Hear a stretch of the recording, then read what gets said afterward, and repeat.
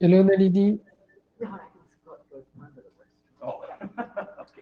So, Laurent, did you have a chance to attend the RAW meeting? I did not see you in the room, but just in case, because there was Bob there saying interesting things about Shake. Yes, we were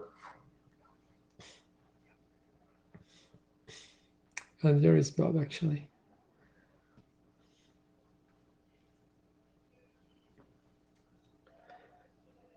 So, do we have a note taker already? Is there somebody in the room who's willing to help? Like Dominic, very famous Dominic? Because I see somebody's touching, it's moving by itself. This is Sergio. Okay.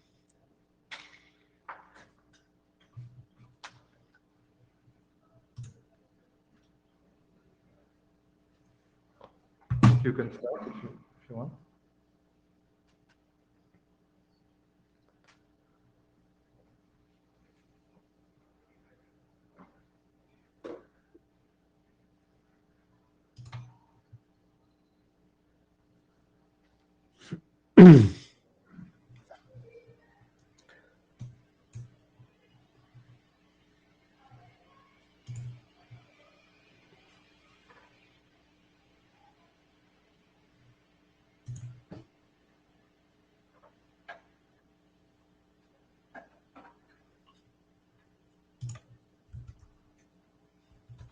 Everything is fine, Pascal? Or? Yes, I'm connecting to Tulip right now.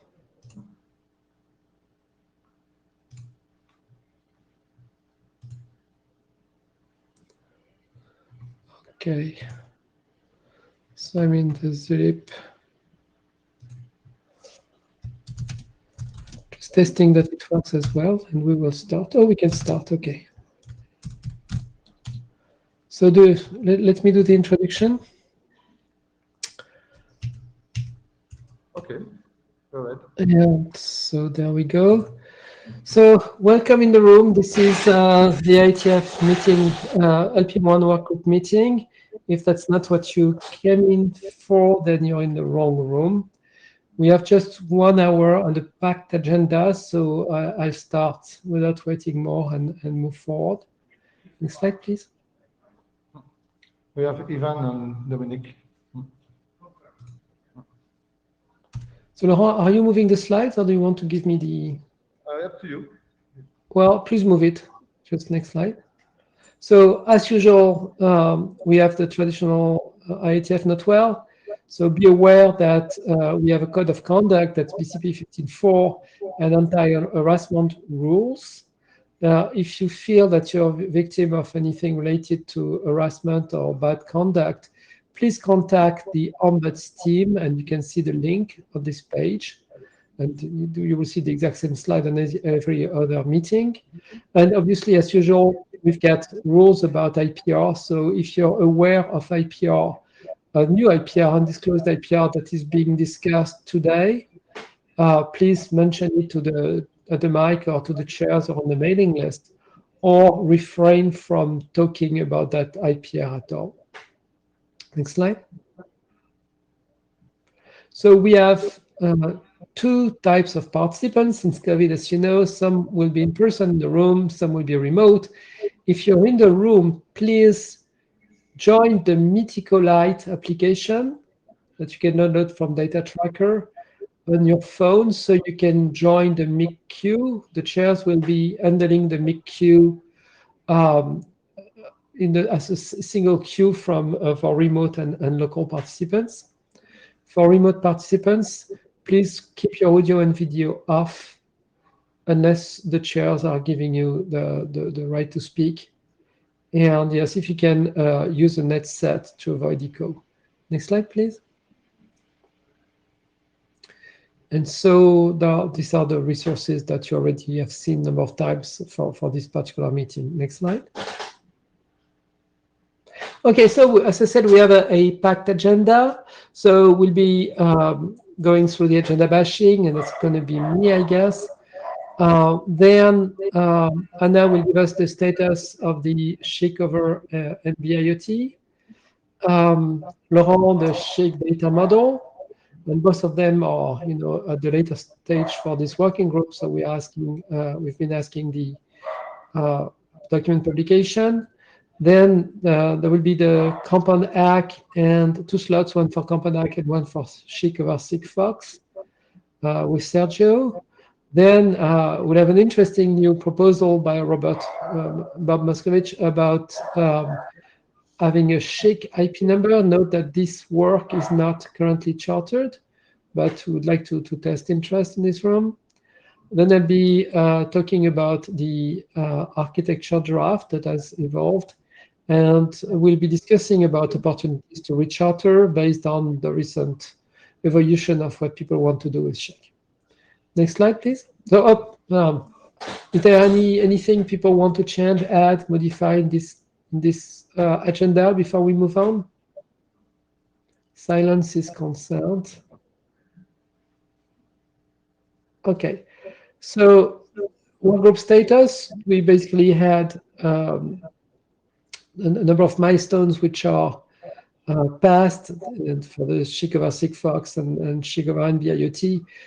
We are not that bad for the SHIC over NB-IoT, and the SHIC over Sigfox was kind of delayed because of the need to generate the compound hack separately.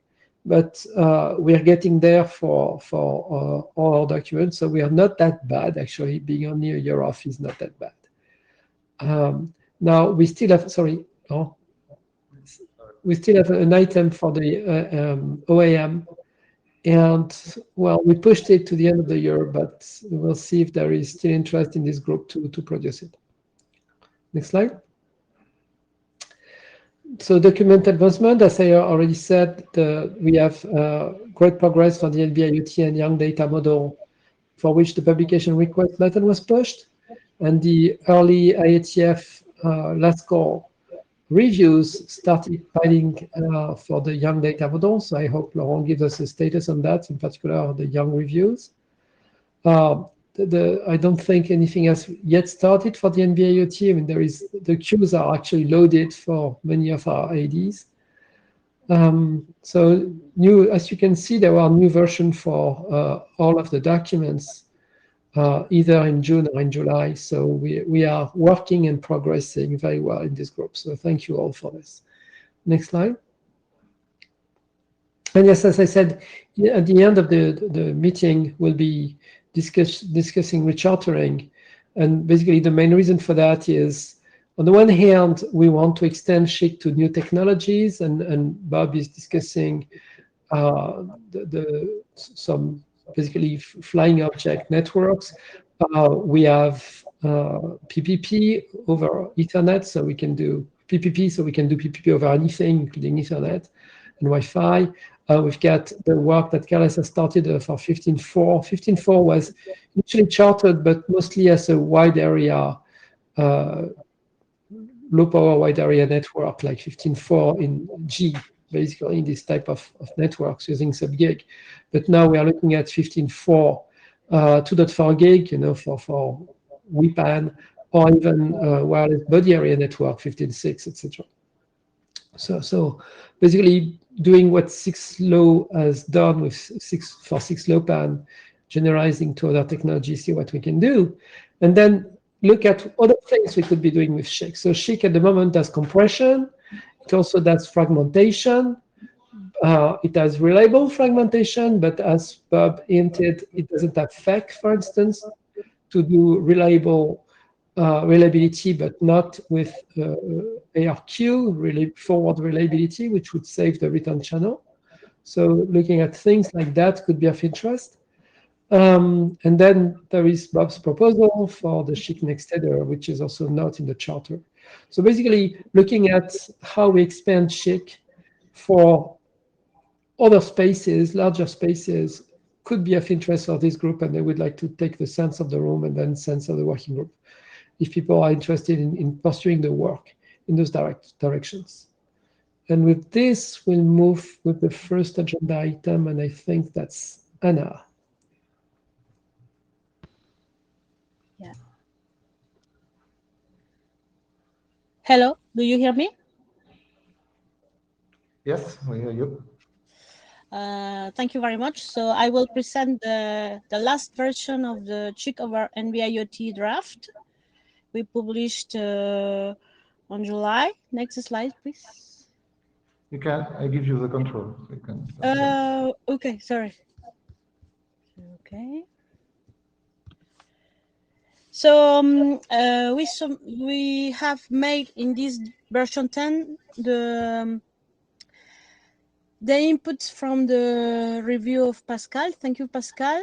Principally, the references were arranged in formative and normative.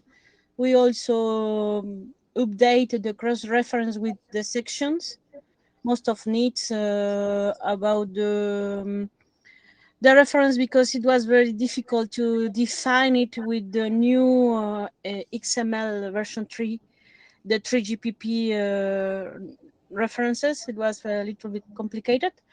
So one thing that we can say of this draft is that more of the features are recommendations for 3GPP in order to use CHIC for the NB-IoT network. So one of the comment of Pascal was if we need to define an MTU size of 1,358 bytes. So the thing is that we are recommended to use this MTU even if the 3GPP networks accept larger sizes of 1,600. So it's enough for a normal IP packet. But in this case, you will have segmentation in layer 2.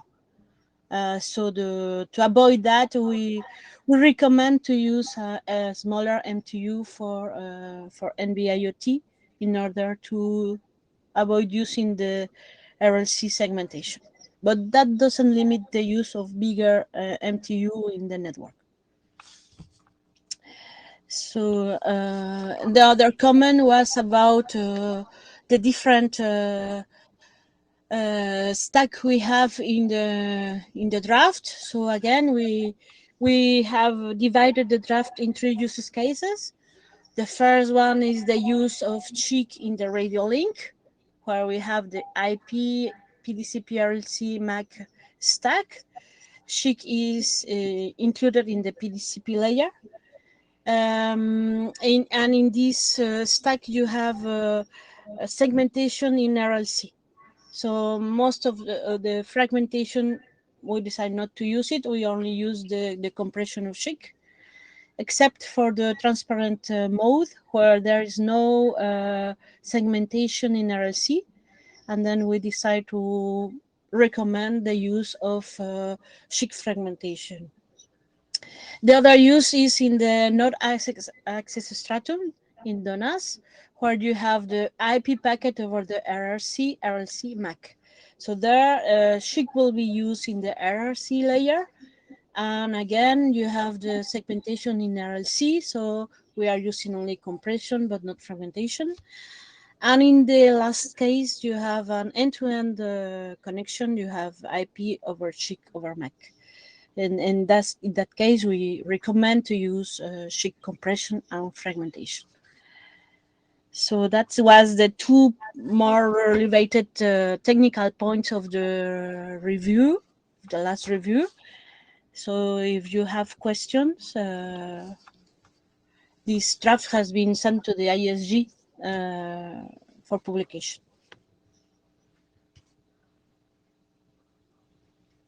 Rick? Many thanks, Anna. Do we have any question in the room? I have no time to jump into the queue, sorry. Just to tell you that next step is an AD review by myself, but I'm busy this week, as you can guess, right? So don't expect anything moving before mid-August, most probably. Okay. Thank you, Eric. Thank you.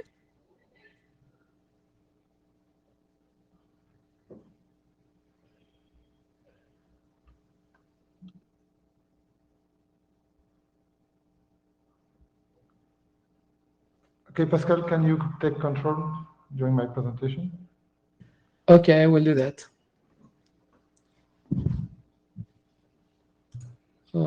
if I can.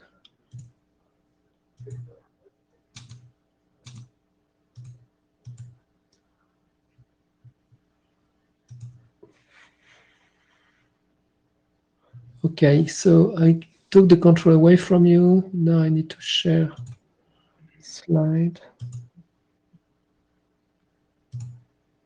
Okay, so do you hear me? Yes, go ahead. Okay. So this is the 14th version of the young data model. So I think we are converging right now, and we have something that is quite nice. So next slide, please. So I just remember what covers this young data model. So the version currently is 11 of July, and it covers only what is defined in published RFCs. It's 8724 and 8824. So it covers compression, fragmentation, and no compression for IPv6, UDP, and CoAP and score. So it defines the rules and also the parameters that we use in for these actions. So what we have done and what is one of main change since the previous version is that timer values, and I will explain in the next slide. So next slide, please. So we are here, all the modification we have done in the model until this version 14. So the first one was to clarify the all one, because it could have an ambiguity because you have an L on the one that are very similar. And of course, we cannot change the standard. So we put a dash between all and one. And we also change for the value, for the target value and parameters, we change the name position that could be ambiguous with the field position we have in other places, and we call it an index now. And the main change is in the way we manage timer. Before it was uint 64, and we change it in something that is more flexible. And if you can go to the next slide, we use a tick duration and a tick number. So the tick duration is a formula where you have 2 power tick duration divided by 10 power 6, that give us, when the tick duration is 0, a unit of 1 microsecond. And if you increase the tick duration, you increase this unit. And for example, when you put the value 20, then you have about 1 second for each tick duration. So then, to set up a timer, we just give the number of ticks we want, or tick number. And this way we can cover different range and different usage for SHIC. One can be up to the microsecond, so it could be useful for real time. And we can go, if we increase the tick duration, to several years, a lot of years even, for the timer. So what we choose to use as a default value is 20, because we have a tick of about 1 second, and the maximum timer is 19 hours, and the LoRaWAN recommendation is about 12 hours. So we have something that fits well the needs for Lpwan. So next slide, please. So we got also a review, the young doctor's review of the model. So thank you for Martin Thompson and John Clark. We got a very, very nice review that makes improving the document. So I will not go into all the details. I have done that on the mailing list. But they raise a major issue on the nature of the rule. So right now in the model, we have just a choice for fragmentation, compression, and no compression. And this choice is not exclusive. It means that the device can, in the young model, you can select both compression and fragmentation. So that's not what we need, because in a SHIC, a rule can be either fragmentation or compression, but not at the same time both. So that's why I propose a change. So we have to discuss on that on the mailing list. So next slide, please, is to add a new leaf that is rule nature, and this rule nature will tell if it's a compression or a fragmentation rule. And inside each definition of the compression content and the fragmentation content, we make a test to see if we are on the right nature. And we don't need any more no compression as a choice because it was ineffective and it will not have been reached at any time. So that's a significant modification we made to the model, and it will be published with the new version of the draft. So next slide. So just to conclude, and it's something that came when we had to write the security review or security chapter, is that right now the young data model we are using is just respecting what is said in the RFC, and it's a way to have something common between a device, a core chic, app chic, and maybe a repository when we will have the rules. But until now, we don't identify the device, and it's something that is very important, and we need to have this in the architecture draft. So next slide, please, to identify the device. So we have, I think, to work on that part. So how we do the authentication. For example, in OpenShift, we have two kinds of devices. We have the ones that are directly connected to internet just for test, where we have an IP address in the device.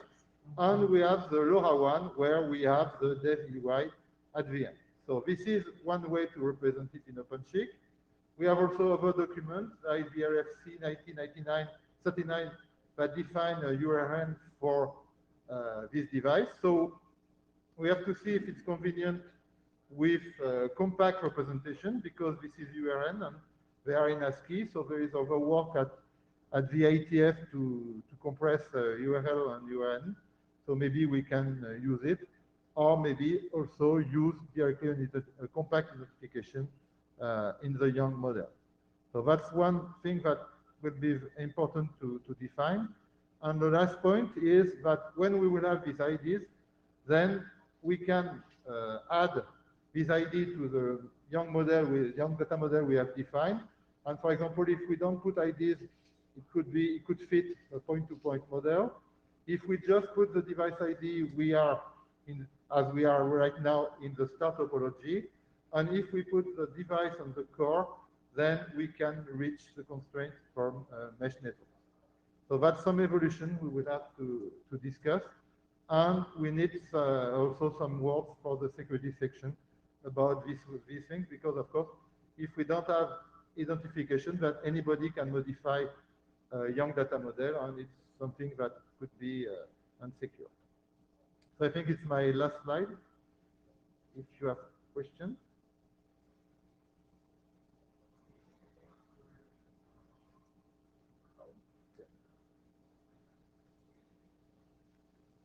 Thank you very much, Laurent. And we'll be moving to Sergio. So Sergio, can you jump to the mic? Yes, hello, can you hear me? Yes, this is great. So please go ahead.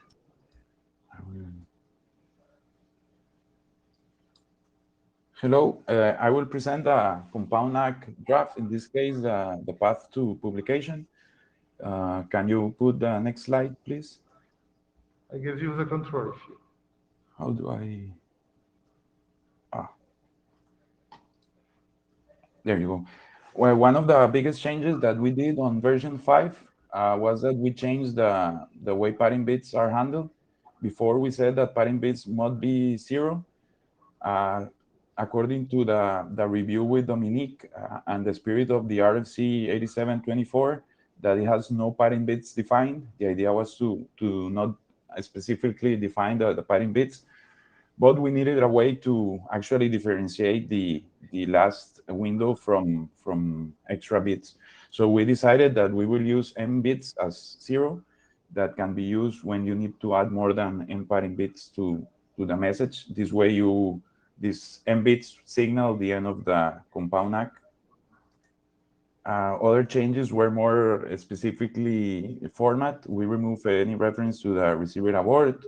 We also remove any bound of the check compound ACK to ACK on error. This was removed in introduction and in many other areas. And also we provided compressed bitmap examples on how to use the compound ACK with compressed bitmap. Another big change that we did actually was that we added the complete section of the RFC 8724, section 843, the ACK on error mode, with all the changes on how to use the compound ACK. Actually, it was difficult to read where the specific changes had to be done. So in this case, we added a new text, alt text, to the complete section. And this way, we believe it's more clear to read and actually know where are the differences between the compound ACK and the RFC 8724. Also, we define the compound ACK as backward compatible. In this sense, we specify that the RFC, that the ACK on the RFC 8724 is a special case of the compound ACK, in the case with one window of tiles. And finally, well, we need to define the next steps on this draft, and we would like to thank also Dominique for the review and all the work that he has done. Thank you very much.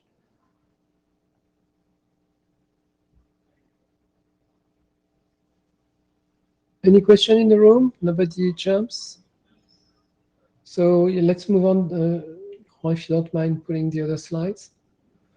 Let's move on to the shake over Sigfox. Okay. You hand me control. There you go. Okay, well, this is the status of the check over Sigfox draft. In this case, we would like to thank Anna for the Schaeffer review, and these are the main changes in version 11. We did some changes in the introduction in abstract. We did some changes regarding the acronyms. We also changed some terms about the predictability of data flows to traffic flows to be more according to RFC 8724. We added some legends in figure 1 to actually understand what its symbol stands for. Also, we stated that we conform with Appendix F. We added some new text that is actually, well, in this case, that we recommend a message to be sent each 24 hours to enable the downlink transmission. Also, well, we changed some terminology of how it was written in the draft. Also, well, we added some information about the apps and downlink messages, how the downlink is enabled in Sigfox. And well, this is a topic that maybe we can discuss at the end regarding the DTAG and the rule ID. We added the information regarding that we believe that with this amount of rules IDs is enough for the purpose of identifying different flows in the transmission. Also, we added some recommended values for inactivity timer and retransmission timers. And fine, yes. And another question was regarding the RCS. In this case, this was also presented in last IETF. We changed how the RFC is calculated. Actually, what we send is just a number of tiles of the last window. And that way we are able to recover, to know how many fragments are lost in the last window, and we are able to reconstruct the message, as the CRC is already checking layer 2 of the Sigfox fragment. So I think this is the final one. Thank you very much. If anyone has any questions. This was great, Sergio. Thank you very much. Very informative, and you maintained within the short window that you had. So just one last comment. I have a new version of both drafts to be uploaded with the needs both. I correct the needs in both, and I fixed the last email of Anna from the mailing list. Thanks to Anna again. So we did that last changes. So the drafts are all really ready, I would say, at this point. Yes, so the shepherd, as people guessed, the shepherd for the first document is Alex, actually, and the second is Anna, so that's why you got the reviews for Anna, and I guess you will get the review from Alex, the shepherd review from Alex very soon. I didn't mention it, but Alexander could not be with us today, so it's very sad. But yes, we will do without him. Anna, yes, please move. Anna? Yes, I have a question about do we need to wait until the Compound Act has been published to publish 6FOX, or we are going to send it both at the same time? Oh, Because well, 6FOX is used in the Compound Act. you can press the button. Oh, maybe Eric wants to speak, but you can press the button. Eric will know that he expects both documents. And anyway, the IETF will publish them at the same time because of the dependency. So even if the shake over 6FOX progresses faster, since that's this normative dependency, it will have to wait in misref at the RFC editor queue. But it won't be long because the two of them will be posted, almost simultaneously. Okay. So just to be clear, I will be publishing new versions of the draft today or tomorrow to be considered in any further review. Okay, well, expect the Shepard review by Alexander very soon. And once Anna is ready and you have answered all the questions, about IPR, etc., I will press the button requesting for publication. So Eric knows that something is coming. Thank you very much, Pascal. We need to move to Bob. Otherwise, we would start being late, which would be very bad after the excellent timing you made, Sergio. So Bob, yes. And Bob is in the room, I guess.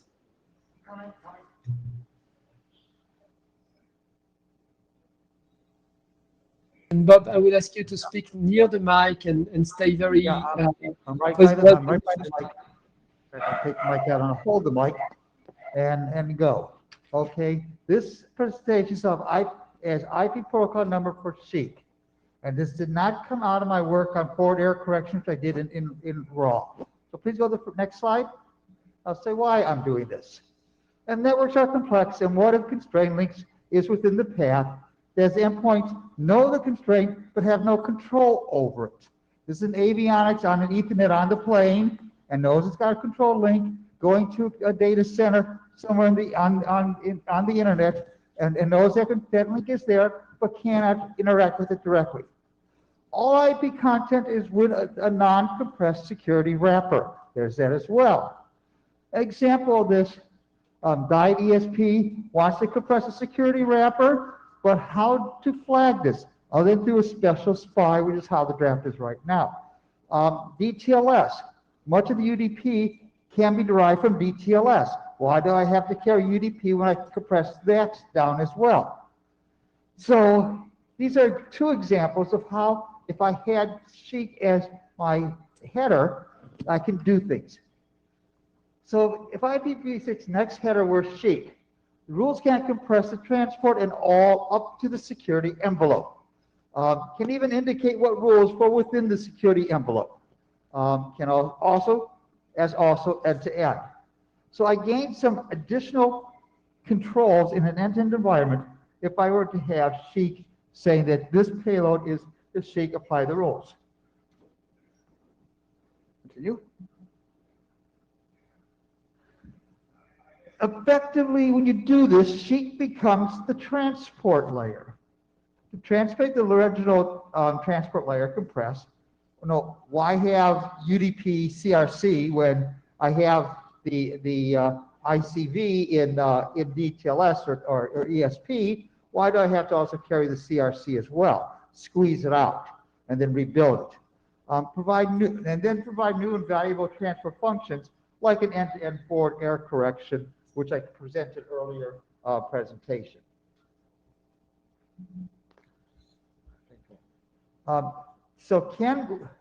So this is the how. Here's my technical slide. I have to have one technical slide. Review of the current protocol numbers. I went through them. There's nothing that I can camp on to do this. No, is there any protocol number I can use? No, I can't. I need one. So we have the SEEK protocol payload. A rule ID could be 0 bytes. So basically, you have your rule ID. You have the SEEK is your protocol ID. You have the rule ID, the compression residue, and then whatever payload you have. And standard stuff you people have been created this, okay? But can we really introduce a new IPv6 next header value? Will it just work, or do we need router upgrades? What would happen? Will the routers be dropping? Oh, I don't know this IP protocol number dropping. That's a six-man question. What might IP fragmentation result in? Do we need to force don't fragment? Because what is being done, you no longer have a transport link, and now you have that. So these are questions that need to be answered. What else could go wrong? Camp on existing, not use value, really bad idea. Eric. Quickly, Bob, clarification questions. Eric Vink, the idea for this one. IP fragmentation, there is no don't fragment bit in IPv6. There's the source doing it. So by default, all IPv6 packets say do not fragment. Oh, okay, just a detail. Good. I've not been paying close enough attention. Thank you for that clarification, Eric. Go on. Is this a field of dreams? Isn't that what the internet is about, though? Let's just do it. Adopt it as a work group item. Get this additional functionality for those of us who want to use it end to end. Take advantage of all the good work you have done. One of the other things I realized, again, looking at Diet ESP, and I'm doing a tunnel inside. So once I have SHIC as IP protocol number, I have SHIC, and the SHIC rule says this is Diet ESP, here's our possible header. And in the ESP, the next header is SHIC, again, for how to express that ESP payload inside of it. So actually I end up then using SHIC twice in that case. And it just flows in the stack, and we limit how much special stuff we have to do. So it's a win, in my opinion. And I ask that this be adopted by the work with this idea. And I don't think we need much in the way of a document to accomplish it. Any questions? Effectively, there are two people in the queue. I happen to be first, so if you don't mind, can you go back a few slides when you talk about the transport and the discussion about fragmentation, not fragmentation, but FAC, basically. So you mentioned that you presented that at the RAW working group, and effectively that's something which relates to the potential need for rechartering, which will come later. My question to you is, as you know, we have a reactive ARQ type of reliability for the fragment in SHIC. Right. What we don't have is a FAC variation for the fragment reliability. And as you know, the LPWAN networks are usually very asymmetrical, like the device can send, but the gateway don't have much bandwidth back.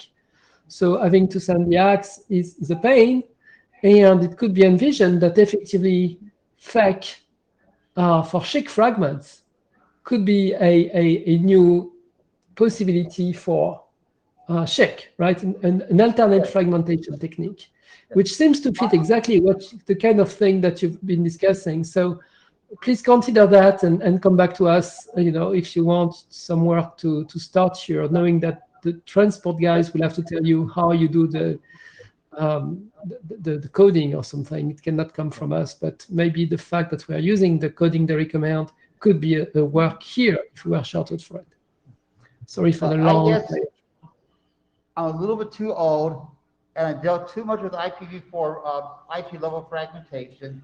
So it's about, oh my God, I'm doing this, and here comes IPv6, breaks my packet up, and then things don't working, and Eric just corrected me, no, IPv6 does not fragment, and we're okay there. So my concern was not what we do inside a SHIC with fragmentation, but what happen below us, and it's clarified, I don't have to worry about that. So yes, if we need the fragmentation for whatever, and we have that knowledge, we can use the SHIC fragmentation appropriately. Yeah, because we fragment, so we can take your packet, cut it in two, call that two fragment, and then send two tiles and send the third tile as being the FAC. And it's all within our global design. And then if you have raw something that can be distributed over multiple paths, and you don't even have to know about that. Yeah. So there's a way to build something really nice. Very good. Okay. Thank you, Pascal. Eric. So Eric Vink, the NTD. Carsten has pose a couple of comments into the chat. So Bob, I really advise you to read them. That's about other compression techniques that could be used. Now, regarding this, I agree with the idea, right? Don't take me wrong. I think it would be better to post this draft in area. Because for this here, you need rechartering. You're asking for an IP protocol number. I need to reread the charter of area, but I think it fits much better. And it's like, what's the hope for this and so forth? And they say the spec should be in transport, but I just quickly during lunch, I reviewed the spec framework, and that's all really in streaming applications and not what I want to do. It. So it's interesting work that can be applied, but what I'm trying to do has really nothing to do with what they did. So it can leverage off what they did. So it's looking, no, where does this properly belong? I strongly believe it's worth doing, and I do need it. So let's get it moving in and get it going. That's what I'd like to see. So in area, Eric, still working with you.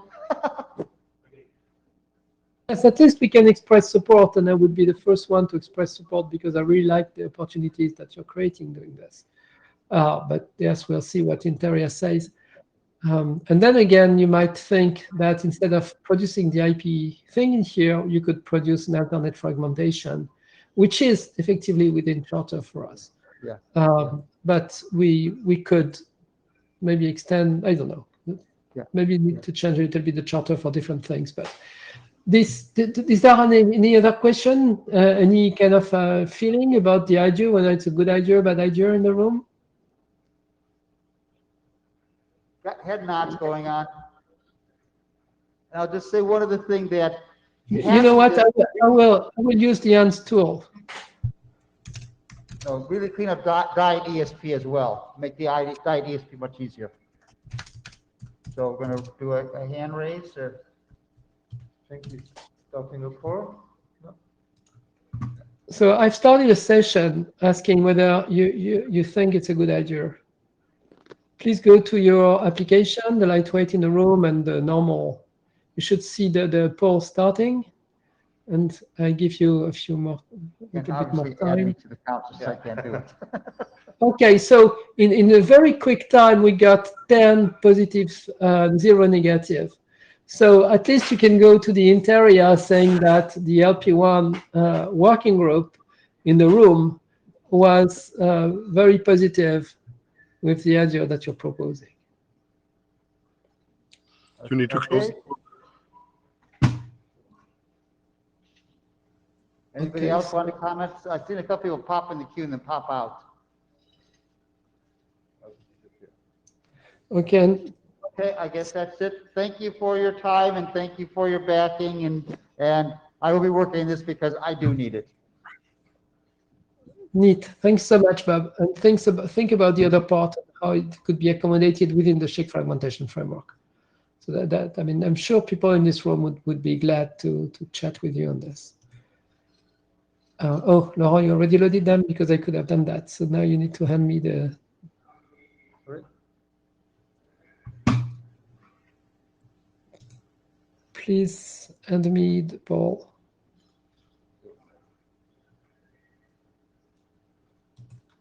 Okay, well, just let me load them. This could be faster. So SHIC architecture. Okay, so you know, it was a long time. Eric was pushing us to update the SHIC architecture, and we basically were like, hey, SHIC architecture kind of documents the steps that the working group is taking and the agreements that we are reaching.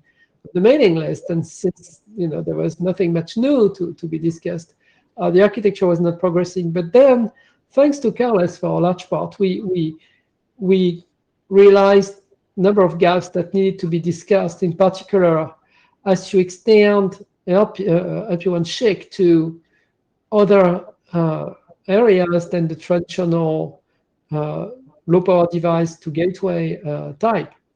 Then a number of things which were kind of implicit or obvious in Sigfox or LoRa became unknown when you are doing peer-to-peer. We need a role of a device, we need the role of a application, and we need we need a direction, uplink, downlink, and, from uplink from the device to the app, basically, because the compression depends on those information. And guess what?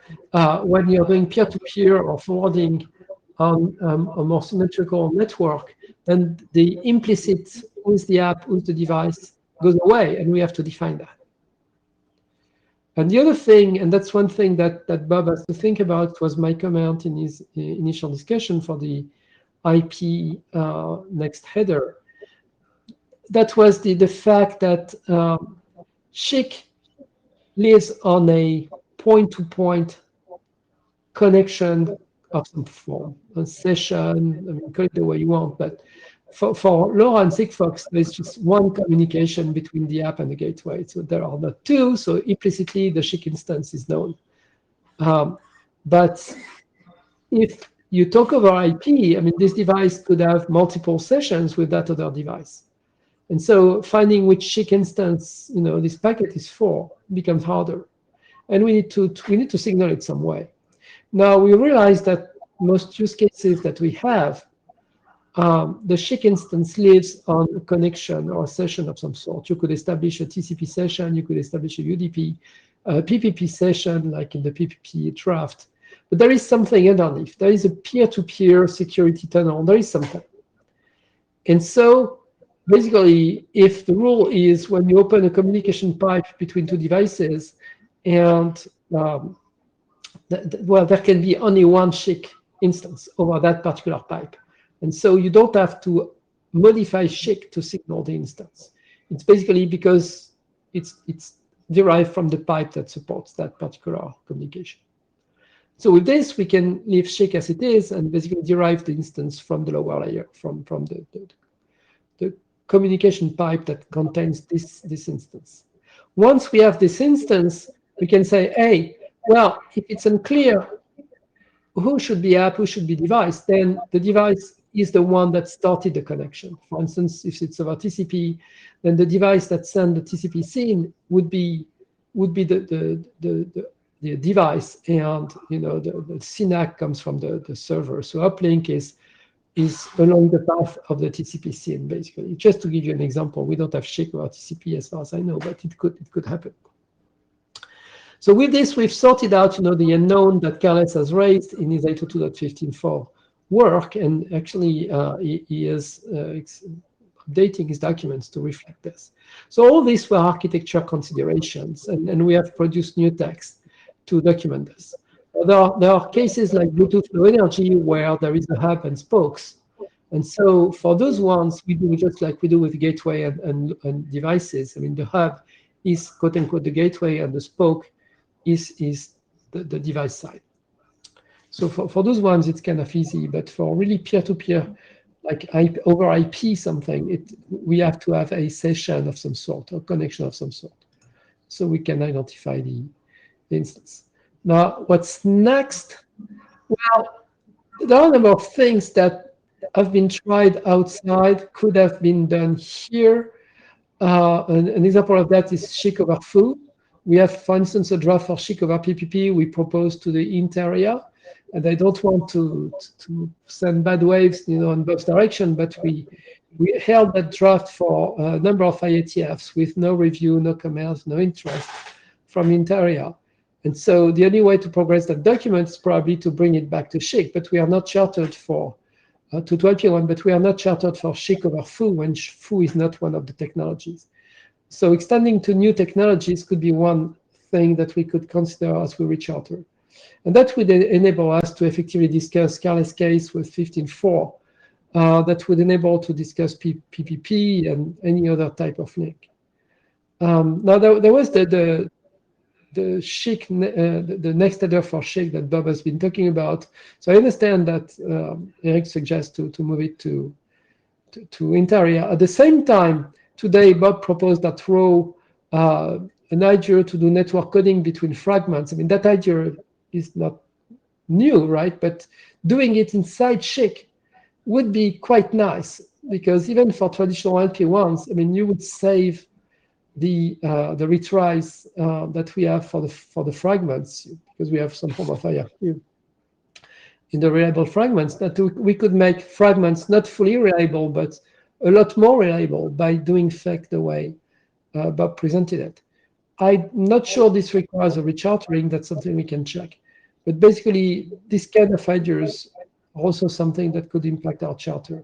So what I wanted to do today is not really propose you charter text or what, but basically figure if the usual suspect in the room are willing to look at more things which we could do in these groups, which are not the current charter, and discuss that over the mailing list.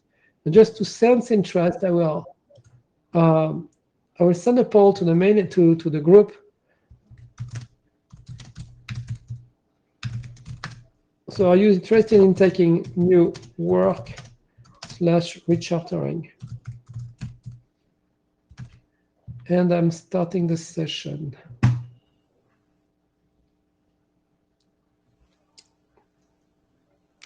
One yes, one no. Oh, that doesn't help. 2 yes, please ping, please say something. New work being possibly chic over foo, right? Chic over non-classical LP1 technologies. So I'm okay now. So the yes is growing. Okay, I give you a few more seconds. So please go to the poll.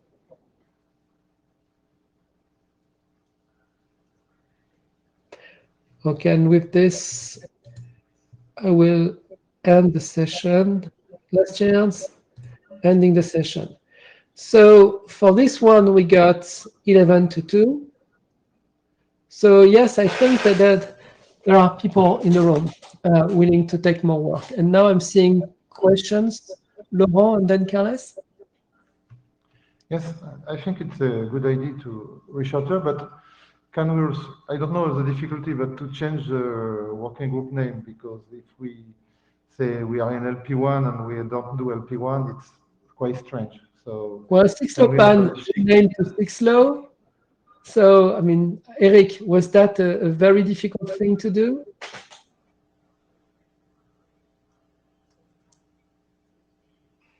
Well, it was chartering a new working group.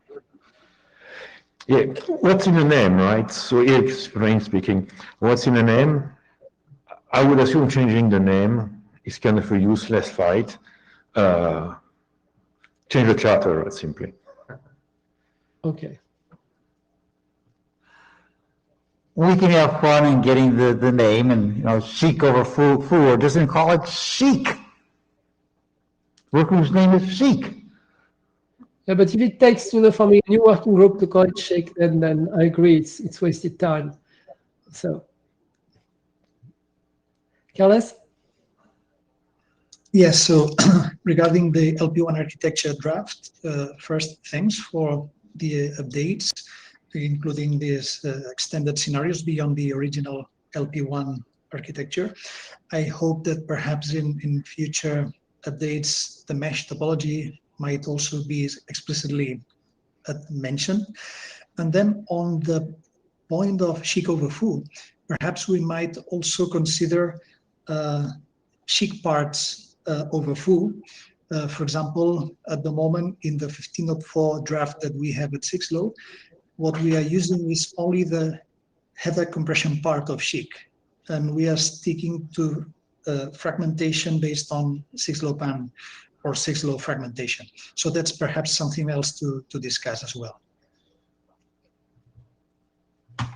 Yes, basically we could have text like saying the chic fragmentation was designed to work over a single hop or a single point-to-point communication. Basically, it's not meant to be forwarded to be relayed. If you want to forward fragments, then all the hierarchy system goes away because you don't know how to route the ARQ back, and probably you'd better do something like the LP1, which the 6LoWPAN fragmentation, which was redesigned for this. And you kind of hint that in your document already, talking about the buffer that we use in the intermediate nodes, etc. So basically, we're talking about RC 8930 as 8931. So yes, I mean, all this can be discussed. Just a reminder that we put in the architecture things which are kind of agreed inside the working group, things which are stabilizing. Now, the discussion over the mesh, you've just started it. It's very important and very interesting, but we need more interim meetings to agree on what goes, cast in stone in the architecture. And so there's no text because we just started that discussion. I was not ready. I did not have a feel that I could write something that we agreed upon. Because as you know, there is the hard case and the easy case, right? The easy case being when you have repo and non-storing mode tunnel and ingress replication. That's the easy case. And the hard case is going over multiple hop with shake without expanding the packet at every hop. That's hard. Yeah, that's fair enough. Yeah, thank you. Okay, do we have any other discussion on either the architecture of rechartering? We are now in the rechartering discussion, and there's no slide beyond the fact that the new things that we could discuss in the architecture, really shake over mesh or even talking about the next header. All this is uncharted for us, so we cannot really go too deep into those things in the architecture. We already have a point-to-point discussion there. So anything else? So if there's none, then we go to the AOB. So do we have any other business? I want to thank Laurent for his hard work on the Young Data Model. So that's my other business. And also thank for sitting, for Alexander and myself, since we could not be with you, and really we feel bad about this, but that's life. And with this, we'll give you back 4 minutes of your life. So thank you all for attending this meeting, and we'll be restarting interim meetings after the summer break, so somewhere in September, I guess. Thank you all so much. I would like to see discussions on the mailing list on Bob's ideas to fragment with FAQ, etc. That would be nice. Bye-bye. Thank you all. Hi, thank you.